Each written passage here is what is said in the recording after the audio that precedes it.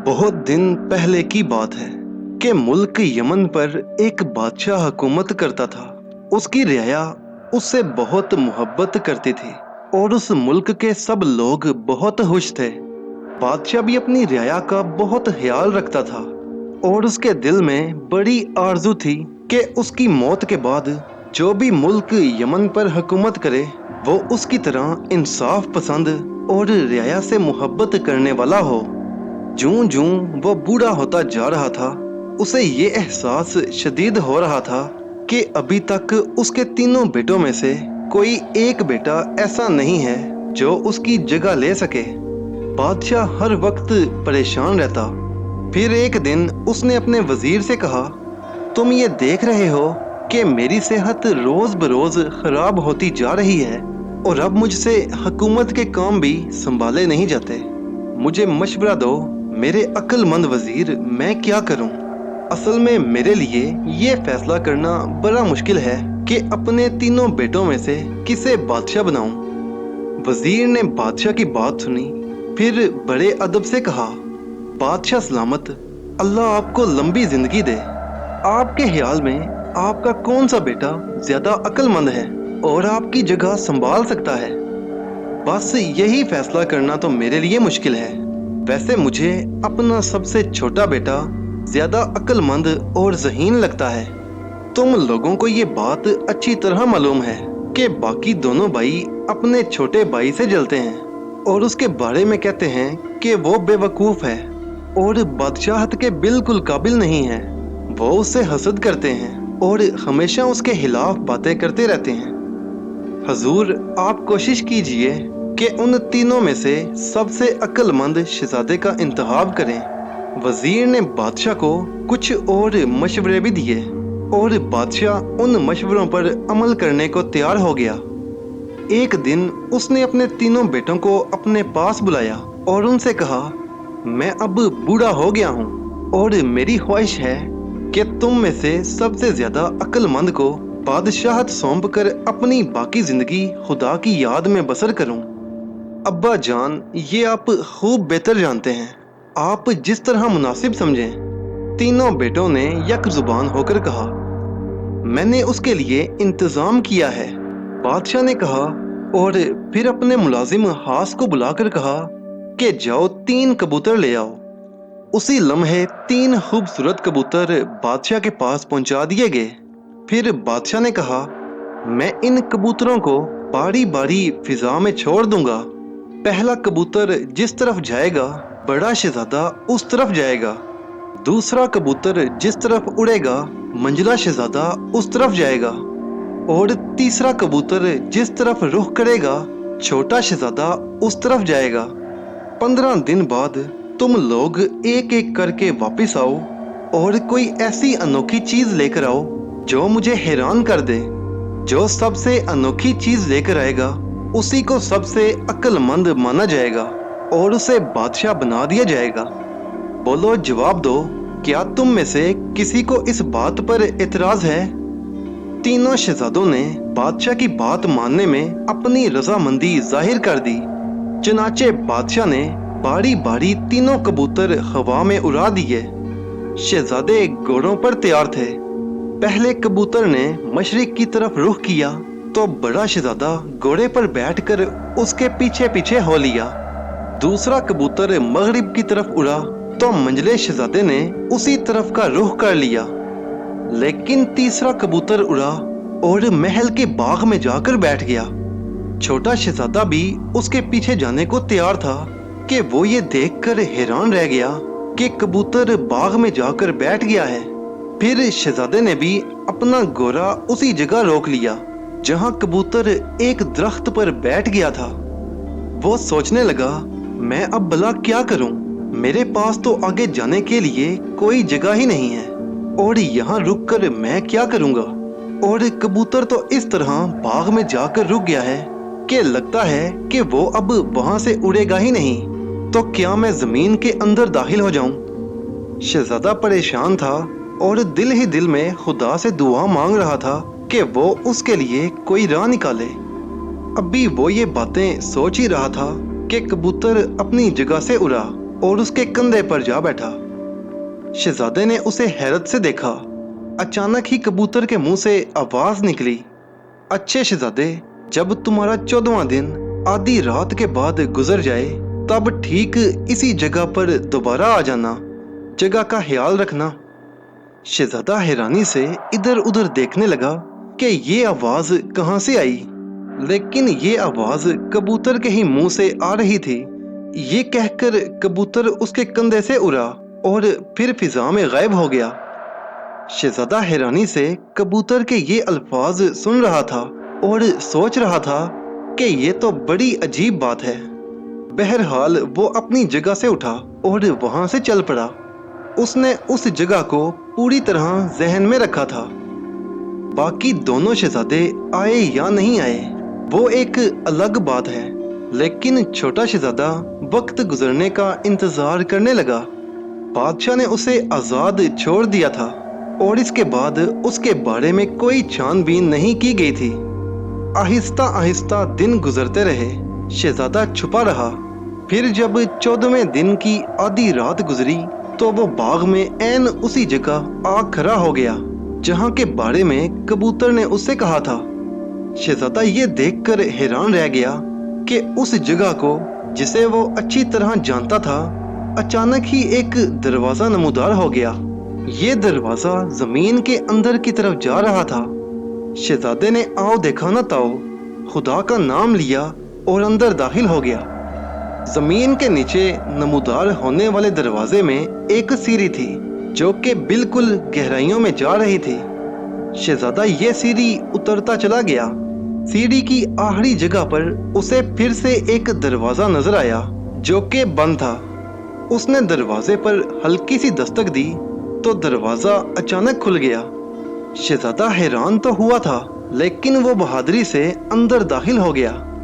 अंदर जाकर उसने देखा कि एक खूबसूरत चमकते हुए तख्त पर एक बहुत ही शानदार मलका हीरों का ताज पहने बैठी है और बहुत से नीलकंठ उसके इर्द गिर्द बैठे हुए हैं। ये मंजर देखकर शहजादा बहुत हैरान हुआ तो मलका बोली, शहजादे हैरान मत हो, जिस तरह जमीन के ऊपर आपके अब्बा यानी बादशाह सलामत की हुकूमत है, इस तरह जमीन के नीचे ये मेरी बादशाहत है और इस वक्त तुम मेरे मेहमान हो, इसलिए घबराओ नहीं और बताओ कि तुम्हें क्या चाहिए, क्योंकि यहाँ तुम्हारी हर ख्वाहिश पूरी होगी। शहजादा बोला, मलका आलिया, मुझे बहुत खूबसूरत और शानदार ऐसी चीज चाहिए जिसे देखकर मेरे अब्बा जान हैरान हो जाएं और जब मैं उनके सामने जाऊं तो वो मुझे सबसे अक्लमंद शहजादा तस्लीम कर लें।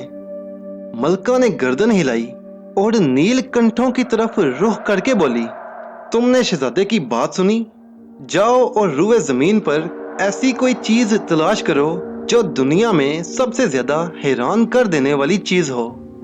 ये हुक्म सुनते ही 4 नीलकंठ अपनी जगह से उड़े और जब थोड़ी देर के बाद वो वापस आए तो अपने साथ एक नन्ही सी खूबसूरत सी मखमल की डिबिया लेकर आए। मखमल की उस डिबिया को उसने अपनी मलका के सामने लाकर खोला तो शहजादा हैरत से दंग रह गया। छोटी सी डिबिया अचानक ही बड़ी होना शुरू हो गई और फिर उसके अंदर से नन्ही नन्ही पड़ियां निकलकर फिजा में गर्दिश करने लगीं। ये पड़ियां बिल्कुल चिड़ियों के बराबर थीं। उनके रंग अलग अलग थे और सबसे बड़ी बात ये कि उनके मुंह से मौसीकी की आवाजें निकल रही थीं। वो इतने खूबसूरत गाने गा रही थीं कि वहां पर मौजूद मलका भी झूमने लगी। शहजादे की कैफियत ही अलग थी। काफी देर तक ये पड़ियां फिजा में गर्दिश करती और गाने गाती रहीं। इसके बाद उस डिबिया में दाखिल हो गईं। जैसे ही पड़ियां अंदर पहुंची, अचानक ही डिबिया में से रोशनियों का एक तूफान सा उमड़ा और फिजा में ऊपर उठने लगा। फिर एक इंतहाई हसीन दरख्त फिजा में नमूदार हो गया।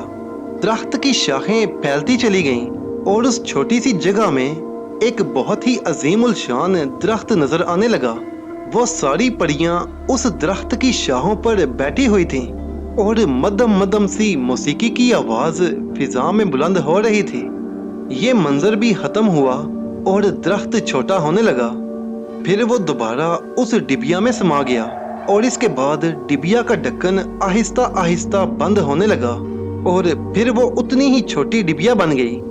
शहजादा तो मुंह खोले वो तमाम कार्रवाई देख रहा था। मलका ने कहा, क्या कहते हो शहजादे, क्या इस दुनिया में इससे भी ज्यादा अजीबो गरीब और प्यारी कोई चीज होगी? मलका आलिया, मैं आपसे एक सवाल करना चाहता हूँ।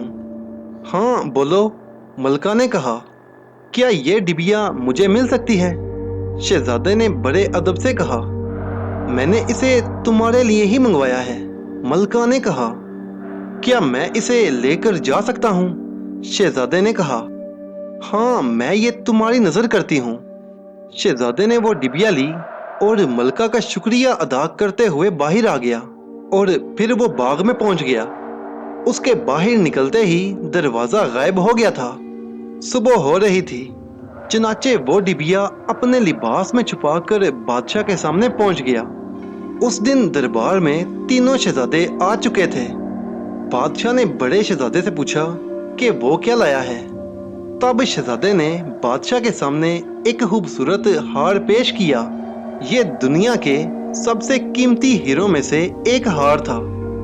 बादशाह सलामत, मैं आपके लिए बड़ी मुश्किल से लेकर आया हूँ, बड़े शहजादे ने कहा। बादशाह ने हार देखा, बहुत अच्छा था, लेकिन ऐसा भी नहीं कि उसे इंतहाई हैरतनाक किया जा सके। फिर दूसरे शहजादे ने भी एक इंतहाई खूबसूरत चीज बादशाह के सामने पेश की। उसके बाद तीसरे शहजादे की बारी आई और उसने वो कमाल की डिबिया निकालकर फिजा में खोल दी। पूरे दरबारी उस मंजर को देखकर दंग रह गए। उनकी समझ में कुछ नहीं आया था। जो खूबसूरत माहौल पैदा हुआ था उसे देखकर सबने खुशी का इजहार किया और बादशाह ने गर्दन हम कर दी। फिर उसने कहा, और ये साबित हो गया कि छोटा शहजादा ही बादशाह बनाने के काबिल है। ये सुनकर अचानक ही दोनों शहजादे अपनी जगह से उठ खड़े हुए। हजूर, हमें एक और मौका दिया जाए। तुम क्या कहते हो छोटे शहजादे? बादशाह ने पूछा। मुझे कोई एतराज नहीं है अब्बा जान, शहजादे ने कहा। तो फिर ठीक है, इस बार तुम तीनों कबूतरों के पीछे मुख्तलिफ सिमतों में जाओगे, लेकिन इस बार तुम्हें अपने साथ एक अंगूठी भी लाना होगी। जो सबसे ज्यादा खूबसूरत अंगूठी हासिल करेगा वही बादशाह बनेगा। बादशाह ने ये कहकर कबूतर हवा में उड़ा दिए और शहजादे उन कबूतरों के पीछे चल पड़े। तीसरा कबूतर फिर पहले की तरह महल के उस हिस्से में जा बैठा जहां छोटे शहजादे को पहले भी एक हसीन चीज मिली थी। जब शहजादा वहां पहुंचा तो कबूतर ने फिर उससे कहा, अच्छे शहजादे, जब 14वें दिन की आधी रात गुजर जाए तो ठीक इसी जगह आ जाना। चनाचे शहजादा इंतजार करता रहा और उसके बाद वो 14वें दिन की आधी रात को वहां पहुंच गया। आज वहां फिर दरवाजा मौजूद था। शहजादा फिर पहले की तरह दरवाजे से अंदर दाखिल हो गया। अंदर जाकर उसने दरवाजे पर दस्तक दी। दरवाजा खुल गया और एक बार फिर वो उस हसीन मलका के सामने मौजूद था। मलका ने कहा, हाँ शहजादे, अब बताओ क्या हुआ। शहजादे ने उससे अपने आने का मकसद बयान किया। मलका ने फिर उसी तरह नीलकंठों को हुक्म दिया और नीलकंठ फिजा में उड़ गए। कुछ देर बाद वो एक सुनहरी डिबिया लेकर वापस आए। उसमें से मलका ने एक निहायत खूबसूरत अंगूठी निकाली और ये कहते हुए अंगूठी शहजादे के हवाले कर दी कि इससे हसीन अंगूठी दुनिया में उसे कहीं नहीं मिलेगी। उसने मलका से अंगूठी ली और वापस बाग में पहुंचा तो पहले की तरह बाग का दरवाजा गायब हो गया। 15वें दिन शहजादे अपनी अपनी अंगूठियां लेकर दरबार में मौजूद थे। तीनों अंगूठियां देखी गईं और इस बार भी छोटे शहजादे की अंगूठी सबसे खूबसूरत मानी गई। लेकिन बाकी दोनों शहजादों ने एक बार फिर कहा कि उन्हें बस आखिरी मौका दे दिया जाए। ये सुनकर शहजादा परेशान तो हुआ था, लेकिन इस बार भी फिर उन्हें इजाजत दे दी गई और इसके बाद बादशाह ने कहा, मगर सुनो, इसके बाद तुम्हें एक एक शहजादी ब्याह कर लानी होगी, और जिसकी शहजादी सबसे हसीन होगी वही बादशाह बनेगा। तीनों लड़के चल पड़े, मगर वही हुआ, तीसरा कबूतर फिर उसी जगह जा बैठा और उसने शहजादे से कहा, शहजादे, महल जाने से पहली रात इसी जगह आ जाना। शहजादे ने इस बार भी ऐसा ही किया। जब वो आधी रात को वहां पहुंचा तो वहां वही दरवाजा मौजूद था, इसलिए शहजादा अंदर उतरने लगा। उसने दस्तक दी तो दरवाजा खुल गया। मलका ने फिर मुस्कुराते हुए शहजादे का इस्तकबाल किया और बोली, हाँ बोलो, अब क्या बात है? ए मलका, इस बार मुझे एक हसीन शहजादी से शादी करनी है ताकि मुझे बादशाहत मिल जाए। शहजादे ने कहा। यह सुनकर मलका हंसने लगी, फिर बोली, मैं क्या कह सकती हूँ? हाँ, अगर तुम पसंद करो तो मेरी नीलकंठ शहजादी से शादी कर लो। हो सकता है कि वो तुम्हारे बादशाह को पसंद आ जाए। शहजादा कुछ नहीं समझ सका, लेकिन उसने कहा, मेहरबान मलका, आपने हमेशा हर मरहले में मेरी मदद की है। हालांकि मैं नहीं जानता कि नीलकंठ शहजादी कैसी होगी, लेकिन मुझे आप पर पूरा पूरा भरोसा है। आप जैसे चाहें। मलका ने गर्दन हम की और उसके बाद खामोशी के साथ किसी लड़की को पालकी में बिठाकर शहजादे के साथ रवाना कर दिया। शहजादे ने डर के मारे अपनी बीवी की शक्ल तक नहीं देखी थी कि पता नहीं वो शक्ल सूरत की कैसी निकले। लेकिन जैसे ही दरबार में बाकी दोनों शहजादे अपनी अपनी बीवियों को लेकर पहुंचे तो पालकी से नीलकंठ शहजादी को भी बाहर निकाला गया, और जितने लोग वहां मौजूद थे वो हैरत से दंग रह गए, क्योंकि इतनी खूबसूरत लड़की उन्होंने पहले कभी नहीं देखी थी। शहजादा तो उसे देखकर आंखें फाड़ कर रह गया था। वो सोच नहीं सकता था कि बादशाहत के साथ उसे इतनी हसीन शहजादी भी मिलेगी, क्योंकि उसकी बीवी सबसे ज्यादा खूबसूरत थी। तमाम दरबारियों ने भी इस बात की तस्दीक कर दी, और आखिरकार बादशाह ने बड़ी धूमधाम से उन दोनों की शादी की और बादशाहत का ताज छोटे शहजादे के सर पर रख दिया।